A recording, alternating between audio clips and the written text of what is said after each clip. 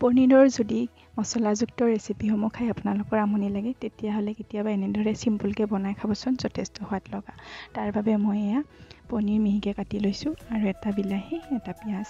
প্ৰথমতে কেৰাহী এটা গৰম হ'বলৈ দিলোঁ, তাত দিলোঁ জোখমতে পাঁচফোৰণ আৰু কাটি লোৱা পিঁয়াজখিনি ধুনীয়াকৈ ৰঙচুৱা হৈ ভাজি ল'লোঁ পিঁয়াজখিনি। তাৰপিছতে কাটি লোৱা বিলাহীটো দি দিলোঁ, ধুনীয়াকৈ লৰাই ল'লোঁ আৰু এতিয়া ইয়াত দি দিছোঁ সোৱাদ অনুসৰি নিমখ, হালধি আৰু সোৱাদৰ বাবে অকণমান চেনি। আৰু এতিয়া এইখিনি মই বিলাহীখিনি ধুনীয়াকৈ সিজালৈকে ভাজি থাকিম। আৰু যেতিয়া বিলাহীখিনি ধুনীয়াকৈ সিজি গ'ল, এতিয়া ইয়াত দিছোঁ মই মিহিকৈ কাটি লোৱা পনীৰখিনি আৰু গোটেইখিনি ধুনীয়াকৈ লৰাই ল'লোঁ। আৰু এইখিনি মই একেবাৰে কম জুইত প্ৰায় 10 মিনিটমান সময় এনেদৰে লৰাই থাকিলোঁ। যিমানে কম জুই দি এইখিনি লৰাই থাকিব সিমানে খাবলৈ বেছি সোৱাদ লগা হয়।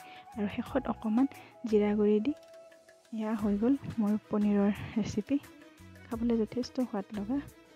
আৰু কেতিয়াবা এনেদৰে বনাই খাবচোন, একেবাৰে সহজ বনাবলৈ। যেতিয়া বনাবলৈ এলাহ লাগে তেতিয়া বনাই চাব, খাবলৈ বহুত সোৱাদ লগা হয়। তেন্তে আজিলৈ আহোঁ।